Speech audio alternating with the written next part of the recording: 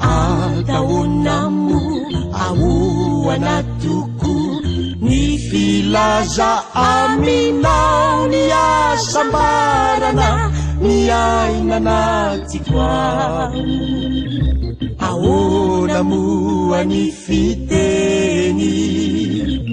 raha izao rehetra izao no zava-pona raha tsy eo anilanao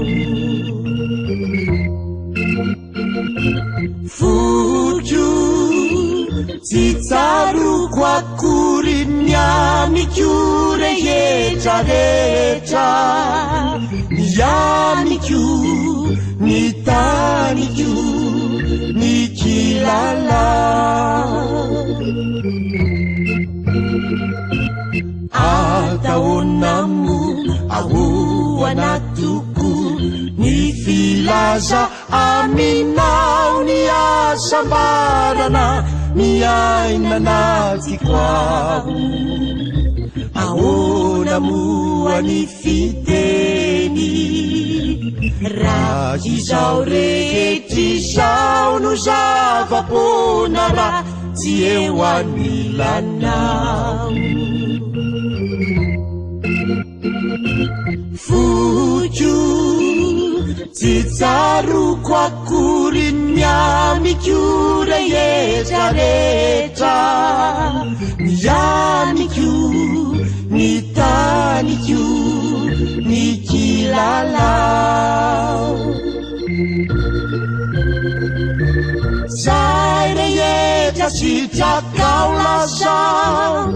ho tanterahiko avoko sambatra hoeny sambatra ny toetra eo anilanao hampiveny fiteny hilazako ny fitiavako raha izao tontolo izao riako foko no ianao zay rehetra sitrakao lazao ho tanterahiko avoko sambatra hoeny sambatra ny toetra eo anilanao hampiveny fiteny hilazako ny fitiavako